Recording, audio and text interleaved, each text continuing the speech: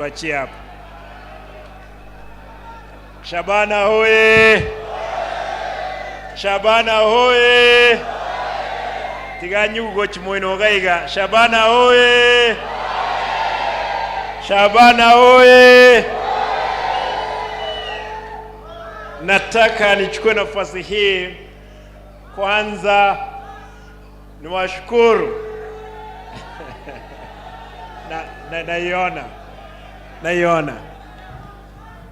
Naiona. Haya. Sawa. Don't worry. Hiyo tutashughulikia.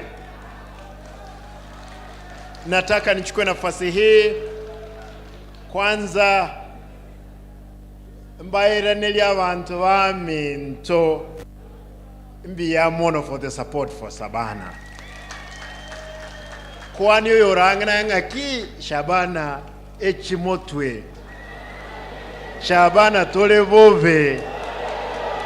Shabana tolevove.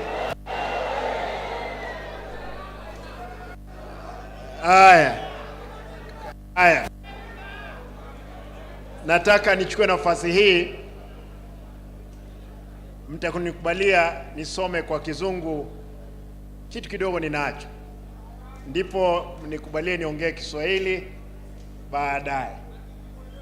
Neke kusi mo wanja voigo. Iko sawa, wachana nazo. Mnikubalie the Deputy Governor, the members of Parliament present, the Speaker of Kisii County Assembly, Honorable MCAs, members of the County Executive present, stakeholders in the sports sector, distinguished guests, our heroes, Shabana FC, ladies and gentlemen. Mashabik, tena nataka kusema hoye.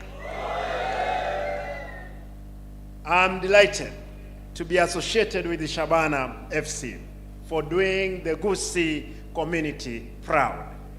Having been crowned NSL champion for the 2022-2023 season.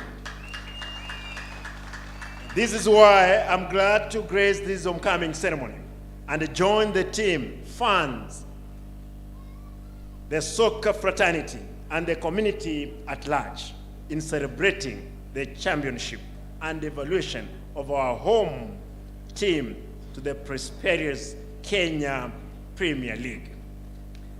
Since I wasn't personally around when our team defeated Kisumu Hall Stars 2-0 in a electrifying match witnessed by over 20,000 enthusiastic fans here at the stadium, it's a great honor for me to symbolically receive the trophy today. I want to thank the team players for working hard to emerge the best in Kenya in the National Super League. I equally thank all stakeholders and fans for the support you have given to the team by all means. While recognizing the role played by the fans in supporting the club throughout the season, we are today rolling out massive online fans registration exercise to help enhance fan base for Shabana FC, locally and internationally, so as to boost the avenues for supporting going forward.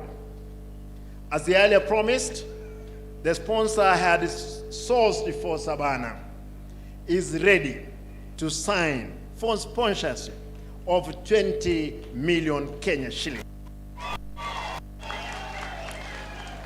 As the team joined the KPL, it is my appeal for more sponsors and funds to come and support our team to succeed in the important task ahead.